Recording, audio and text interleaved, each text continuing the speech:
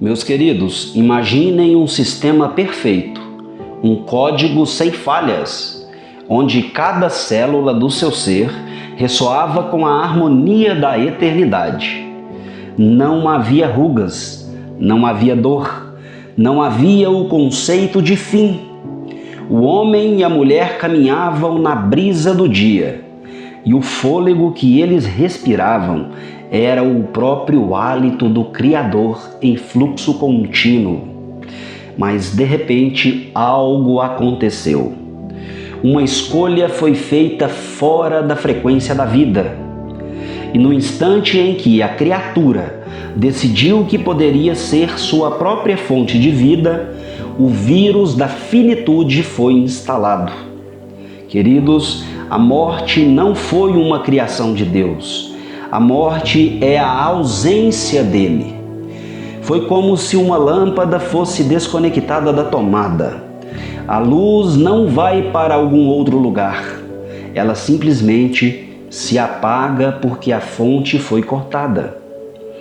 Hoje, no Palavra e Oração, vamos descer as raízes da nossa fragilidade.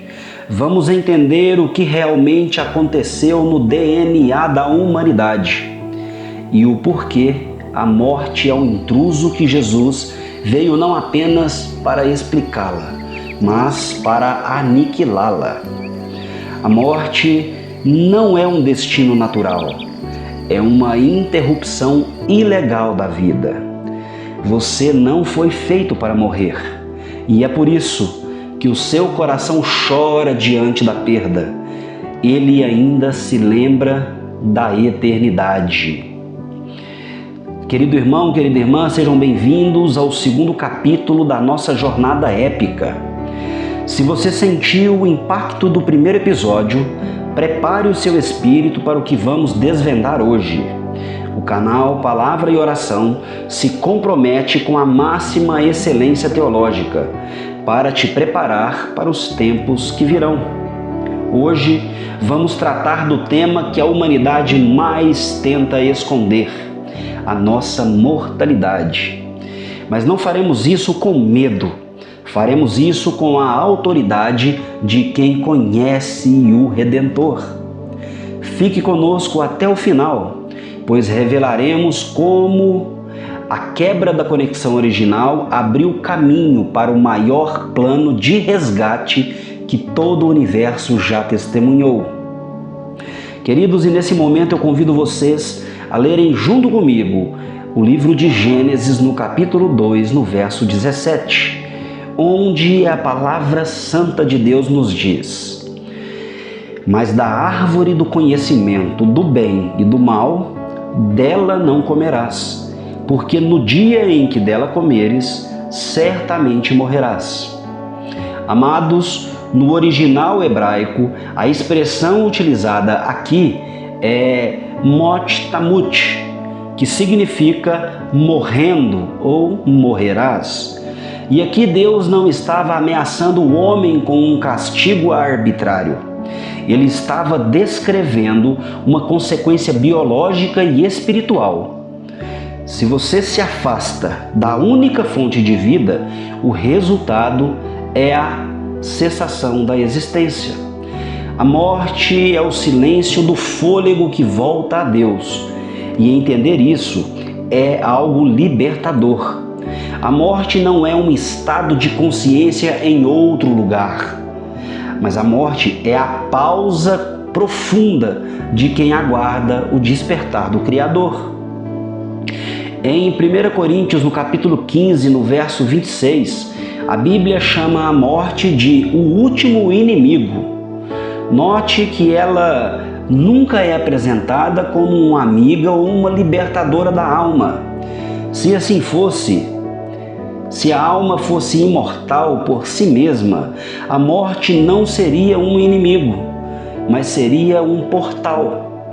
Mas para o Deus da vida, a morte é uma anomalia, é um erro no sistema que precisa ser corrigido. Jesus, ele chorou diante do túmulo de Lázaro, porque ele viu ali a corrupção do seu projeto original. Ele não veio para nos ensinar a aceitar a morte, mas para nos dar a vitória sobre ela. Por que Jesus chamava a morte de sono? E essa é a pergunta que deve ressoar na sua mente hoje. E eu respondo a você, porque para aquele que detém o código da vida, despertar alguém da morte é tão simples quanto acordar alguém de um descanso profundo.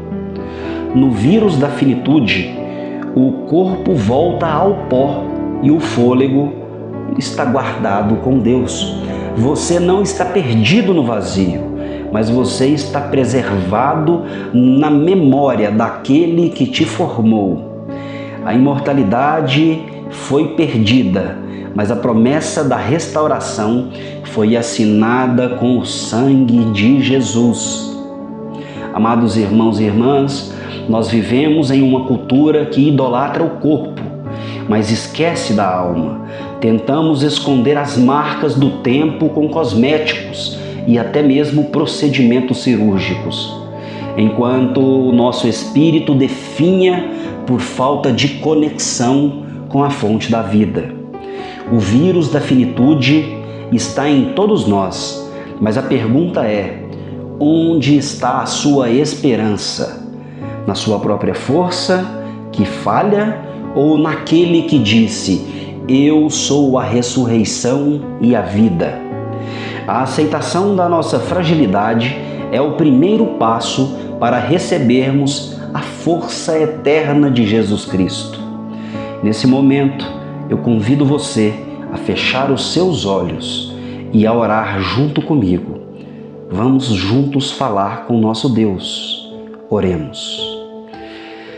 Deus eterno, diante de quem 1000 anos são como o dia de ontem, nós reconhecemos hoje a nossa pequenez. Sentimos na pele as consequências da desconexão. Mas hoje não olhamos para o pó, olhamos para o teu trono. Senhor nosso Deus, embora o vírus da morte tente nos roubar a esperança, nós clamamos ao Senhor pela vacina da graça. Que o sacrifício de Jesus seja a nossa garantia de que a morte não é o fim. Conforta, Senhor, o coração daquele que chora pela perda de alguém. Fortalece o corpo daquele que sente o peso dos anos.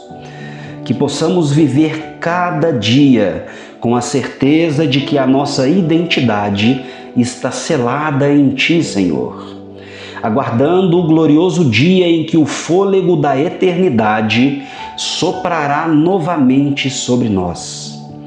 Em nome daquele que venceu a morte é que oramos ao Senhor. Em nome de Jesus. Amém e amém. Querido irmão, querida irmã, o episódio de hoje foi realmente denso, mas foi necessário. Agora você entende por que o mundo está como está. Mas a jornada não termina aqui. No próximo episódio, vamos analisar o algoritmo da ressurreição e descobrirmos como Cristo quebrou o código da morte para nos dar o livre acesso à vida eterna. E se esta mensagem trouxe clareza e paz ao seu coração, não saia sem deixar a sua marca.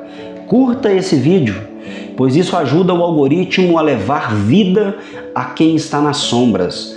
Compartilhe também com alguém que precisa de consolo real.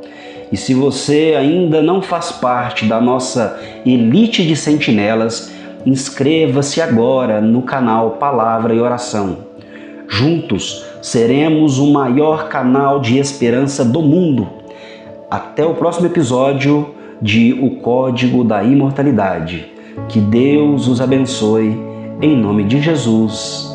Amém e amém.